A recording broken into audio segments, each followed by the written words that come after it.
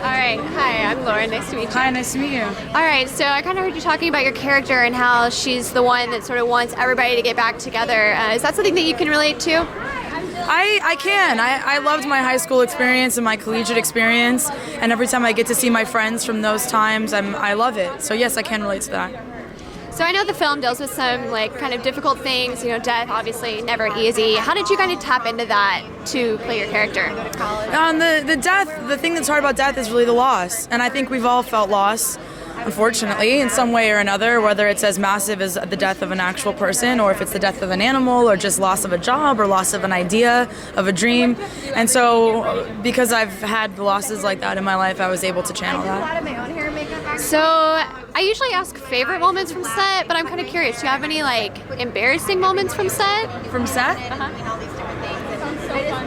No, I would say one of my craziest moments was I drove myself from Los Angeles to Albuquerque when we were for the shooting process. So I had my car. So on my off days, I would drive around New Mexico and just try and experience other cities. And I got caught in a crazy, they call New Mexico the land of enchantment. I caught in a crazy enchanted storm that was, you couldn't see 5 feet in front of you on the road. And I was alone, and I was 100 miles away from anywhere that I needed to be.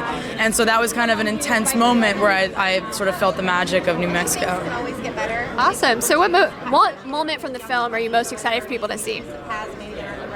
There are a few moments that I can think of. I mean, first of all, just all the moments, please go see the movie. But I'm excited for, honestly, the first scene where we discover the death, because I feel like that's the thing that's going to draw people in. That's the moment that we're all going to relate to initially. Well, thank you so much for your time. The film find out about the death via Facebook, and I thought that was a really culturally relevant thing to do. Can you kind of tell me about that decision? Yeah, it was sort of, a lot of this is sort of predicated on my son's first experience with loss, and how that sort of the whole social media thing became how you spread the word. So that was one of the first things that came to my mind in composing the story.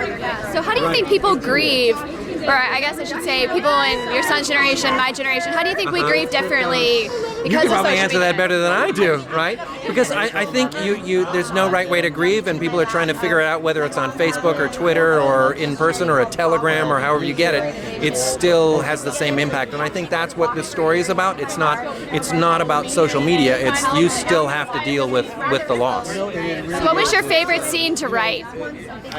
Wow, that's a great question. Probably the scene in the cemetery that you'll watch. That was probably the scene in the cemetery. Yeah, which means Sounds great. So what do you want audiences to most walk away with from the film? I think a sense of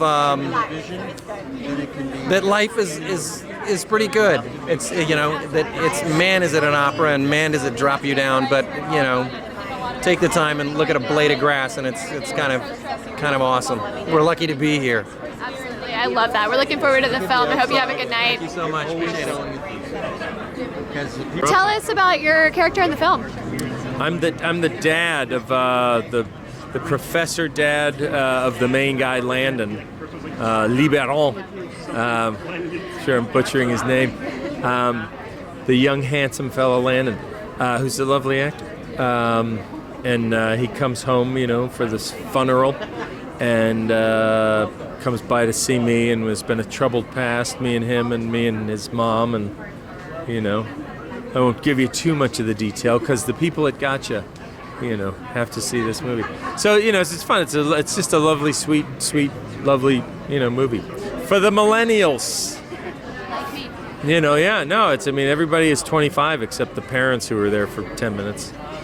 Me and Virginia Madsen, the lovely Virginia Madsen. I had my first you can't really call it a sex scene, but. So along those lines, any favorite and/or embarrassing moments from the set? Yeah, no, I was not for me really, because I'm so frickin' boring. I got nothing for you, Gotcha. I got nothing. I wish I had one. And he had a heart attack right when we asked that question. So What part of the film are you most looking forward to people seeing then? My nude scene, which I think they cut out though. No. Wait, did I? No. Did I do it? No, I didn't. I didn't do it.